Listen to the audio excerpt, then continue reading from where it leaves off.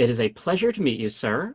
And yeah, I just had some questions about the production of Oliver and Company because there's really not much information out there that I can find. One of my main things is how did the story develop? Because I know it went through a few different ideas. There was something with a panda and something with the Dobermans killing Oliver's family, and yeah, I wanted to talk a little bit about that and also about how the character of Sykes developed. There were different iterations. It started with an idea that my story partner, he became my mentor, a guy named Pete Young, pitched to the studio of doing an animated version of Oliver Twist. And apparently Jeffrey Katzenberg had always been looking for an opportunity to remake that picture and thought it would be a good idea. We then boarded it, put it up, it got approved, and the panda was one of the first things that was put in because Roy Disney came on board and wanted to help shape the story. So he joined us in very early story meetings for about 6 months. And he threw that idea out, and we tried to incorporate it, which made it very difficult because you never knew who your ultimate sympathies were with in terms of the story. Who were we following? Was it Oliver's plight or Jenny's, the young girl, or this panda? So after about 9 months, it became obvious that it was just too unyieldy a story idea, and we dropped it. And it then went through several iterations, like most of our stories. And one of the story people had suggested starting out on a darker tone. That's where the Doberman idea came from. And we came back to something that was a lot closer to what Pete and I had first outlined on a couple of storyboards very, very early on. And that's kind of how that got started. And then we stayed pretty much with it until we had a couple writers come on. James Mangold, who ended up directing Yuma, 3:10 to Yuma, and the Ferrari movie. He did some really good movies. He came out as a story person, and a guy named Jim Cox, who came on. It really helped shape probably the final structure of that story was Jim's, and I give him a lot of credit. He really helped us quite a bit. And that was 1987. So that's pretty much the arc of that story, building of that film. Okay, I did find just in my searches, I found some concept art that it looked like there was going to be a Nancy character, like an Oliver Twist. Was she ever seriously considered, or is this just an idea that No, was I thrown think that was an around? idea that was just thrown out as a concept piece, but we never really considered it. It was too unyieldy. It would have just become another character. We would have had to have dealt with another female, either a love interest or, again, was the story going to be about her relationship with Oliver? It just became too complicated. So it Okay. never went anywhere. And was Sykes always sort of on the table, or was it supposed to be more of a Fagin thing and Sykes was put in later? No, Sykes was there from the start. How we visualized him was tricky, and that was probably the toughest part. I like the idea of keeping him always in the dark, hidden, sort of like the evil character in the natural, who was always in dark or shaded environments. So no, he was there from the start.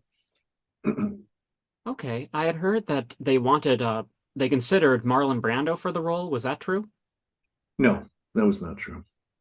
Speaking of that, there's another, and I think you would confirm this by email, but I just want to have a record of you saying this. There's been an urban legend for years that the character Jenny was originally conceived as being Penny from The Rescuers. Yeah, as I wrote, uh, if there was any relationship at all, it was Penny. The story of the Rescuers was Pete Young, who I mentioned under, worked on Rescuers and did a lot of sketches of Penny. And but Jenny was named after Pete Young had three daughters, and it was one of his daughters. Okay, so Penny was perhaps an influence, but it was never supposed to be her in the story. I wouldn't even say it was an influence. I'd say it really more of a coincidence than anything else. Okay, that is really good to have confirmation. I would see people talking about that a lot, but I never saw any official statement on it, and now I know Yeah, why. there was never any relationship. I mean, you forget stuff, but I don't remember that. I knew he had worked with Willie Reitherman on Rescuers, the first Rescuers, and did a lot of really fantastic story sketches, but that was it. A general question about the movie, it does feel, for the time and even now, something grittier than the typical animated family film with the New York setting and everything. Did you ever get any pushback on that, or did they want you to go harder at No, any in fact, it was points? the opposite. They really wanted to go. I hate this word; it's so corny. Edgier, like push, push, push, push. And we knew we wanted that feel, something a little more urban.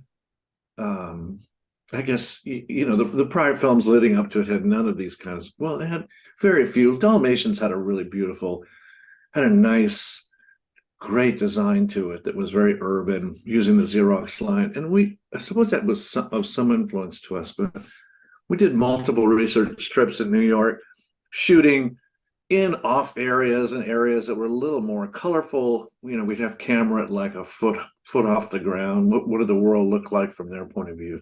But no, that was a deliberate push to get it a little more. I mean, how do you put it?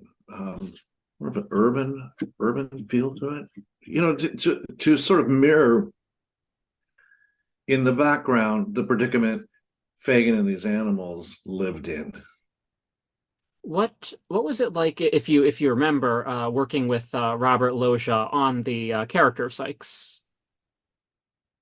He was really great to work with and very professional and very decent with me. I had really not directed anything of this size or scale, and was very respectful. And here's just a very odd tangential anecdote related to him. I'm from Panama, the Republic of Panama, and I had directed in a theater in the former Canal Zone where Robert Loggia actually performed while he was in the army. He's in the 40s in the same theater, and I mentioned it to him in one of the recording sessions. We both got a good laugh out of that. So no, he was very respectful and a real pleasure. All of them were.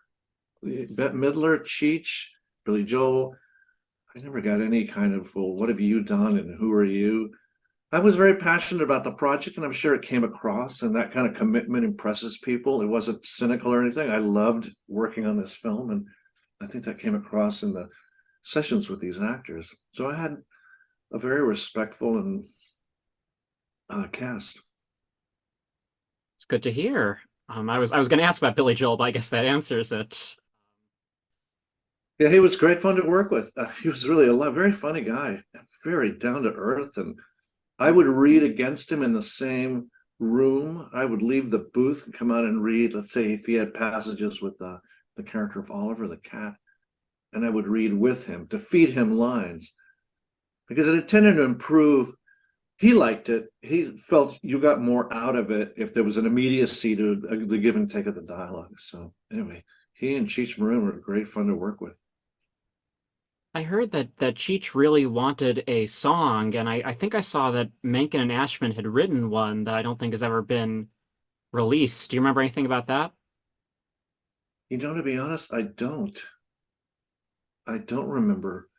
It sounds sort of familiar. I don't remember it going anywhere. He and I, after the movie came out, he and I met a couple times, Cheech and I, to develop another project or other projects because he did his character had so much life in it and was so entertaining. Audiences loved him. He never went anywhere, but that was the extent of it. With the character of Fagin, he's very sympathetic in this movie, and perhaps a little less so in the book. Did he always start out as this kind of lovable thief in the story, or was there ever a time when he was sort of a darker character who got lightened up?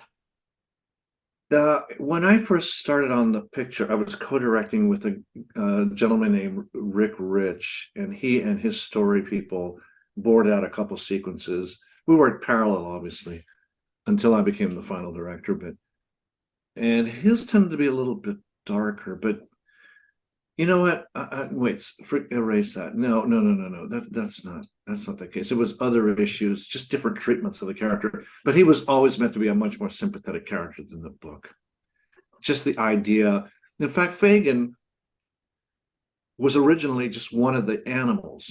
And I had suggested very early on to Pete, when just he and I were developing, why don't we make Fagin a human with this brood of animals, which everyone really liked at the time. The writer, Steve Hewlett, thought, wow, that's a good idea. And he was always meant to be much more sympathetic and endearing, and a character that you had a lot of affection for, because he was protecting these animals in the middle of New York. Were Sykes's Dobermans, was that always a story idea, or is there something else, other sort of henchmen that came and went? No, that was always a story idea, to keep the world at the level of the dogs.